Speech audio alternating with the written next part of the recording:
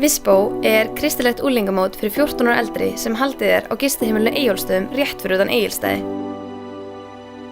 Vispó verður haldið dagana 8. til 15. ágúst næstkomandi. Það fátt betra en að taka tíma fyrir Guð og kynnast honum betur í bland við ævintýri sem náttúran og góður félagsskapur hefur upp á að bjóða.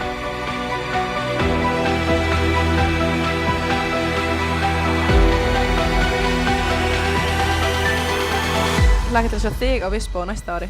Vispó 2018!